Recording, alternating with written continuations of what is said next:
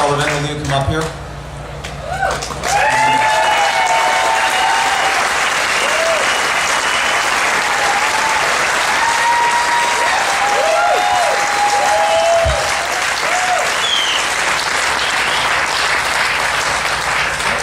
It's pretty awesome. I just made myself cry.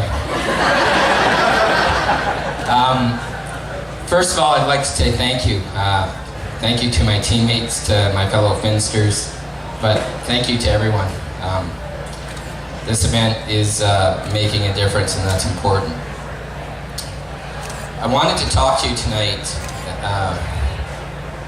focus it a little bit. I want to talk to you about the left shoulder on our jersey. On our left shoulder this year, we have, I don't know if you can see them from here, but we have Finn's courage beads. And for those of you who haven't seen the courage beads before, I brought them because I think it's important to get a sense of what cancer treatment is today and what we want it to be in the future. And I carry these courage beads on my bike with me in my water bottle.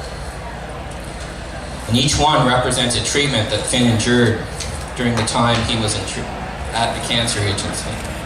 At Children's Hospital.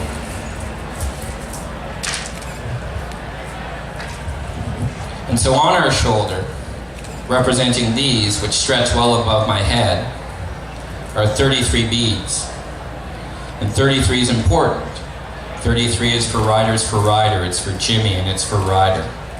Because 33 was their number. And part of this ride is sharing this journey with each other and doing this together. It's not a competition. It's something that we pull together to do.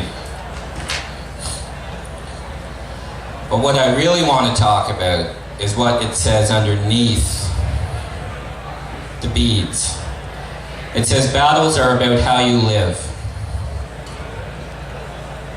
And the reason it says that is very important. And to give you a sense of that, I want to give you a story about what kind of battler Finn was.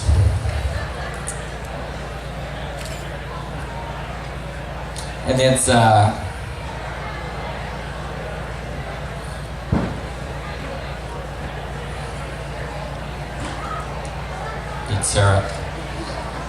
It's a story that I wish I didn't have, but because I have it, I'm going to share it.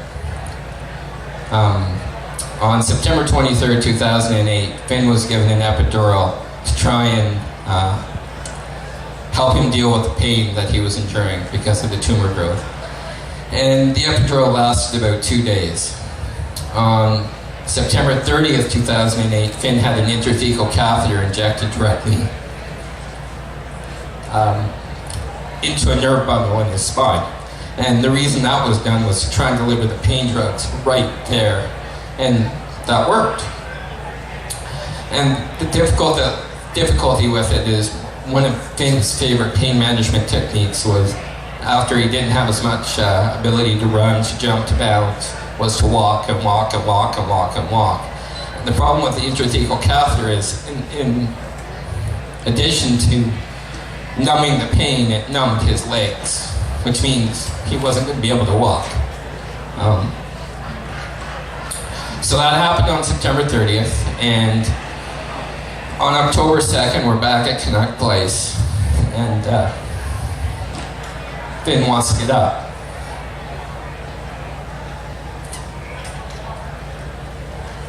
He wants to walk.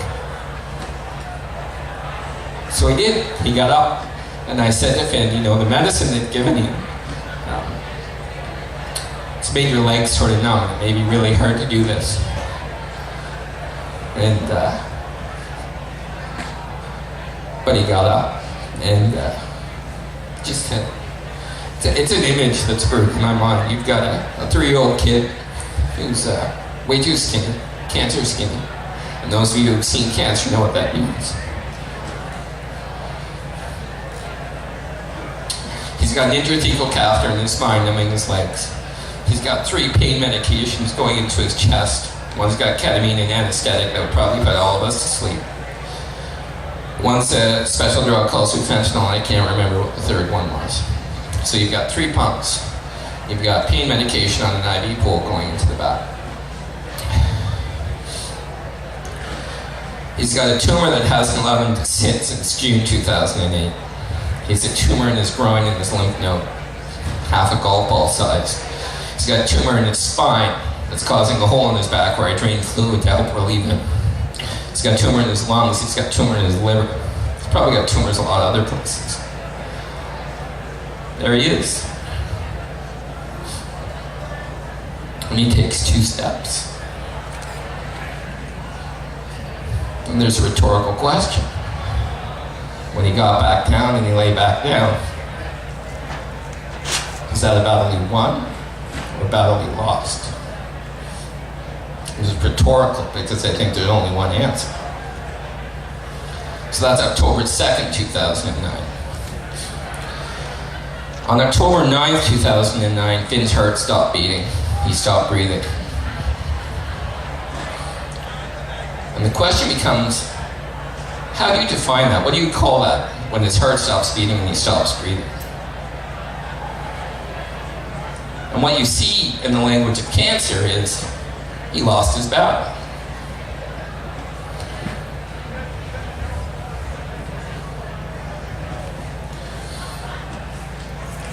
What I see is he died. Because when his heart stopped beating and when he stopped breathing, he was still the boy who on his sister's 6th birthday, 2 months earlier, led a charge around the kitchen, running. He was still the boy who ran to our kitchen, into our family room and jumped off the steps. He was still the boy when he shaved his head with his brother and sister at Children's Hospital to raise money for oncology research that spent that time bouncing in that bouncy castle. He's still the boy who the day after double nephrostomy intervention danced with 3 pea bags in my kitchen to Marietta baby. He's still the boy who 4 days or 5 days after we learned that he had terminal cancer, got together with his brother and sister and sang in our family room to Dan Zanes, pulling his mother and father forward at the time they didn't know what to do. He's still the boy who gathered under that tree with his brother and sister in the picture in my sight called love. He's still the boy who less than 4 days after major surgery in August 2007, immobile, in a hospital bed, bags everywhere, who is looking up with the most beautiful smile at the bubbles his godmother and niece is blowing for him. Smile.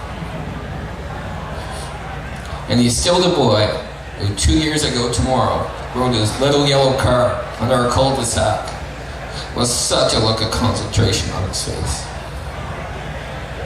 That boy didn't lose his battle on October 9, 2008. He died. And so I'm passionate about a lot of things. I'm passionate about raising money for research. I'm passionate about having fun. I'm passionate about run, jump, bounce, dancing, love, smile, and ride. But I'm also passionate about the language of battles, and I'm passionate about trying to change it. Because as it says, battles are about how you live.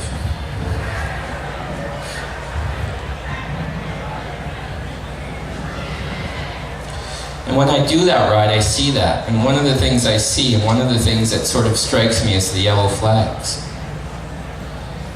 And it strikes me that the people with the yellow flags, they're battling, they're winning.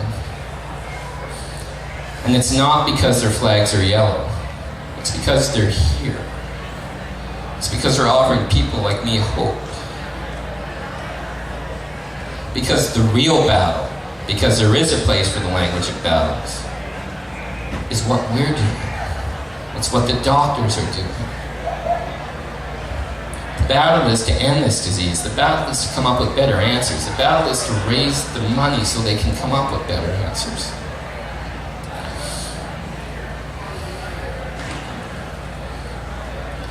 And Team Finn's a part of that. Team Finn's a part of that battle. We're searching and helping them to find better answers. You, me, we, us, we're all a part of that.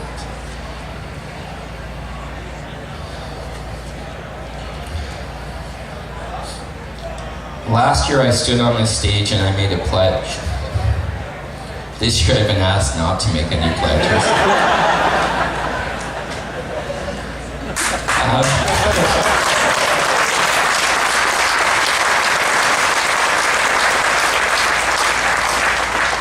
But I do have a request.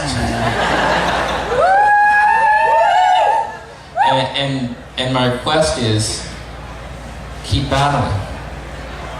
Stay in this. Don't give up. Finn didn't give up. Think about those 2 steps. He didn't, I can't. And I hope you won't. And next year, with Jimmy's permission, our jersey will have 32 beats. And the year after it will have 31.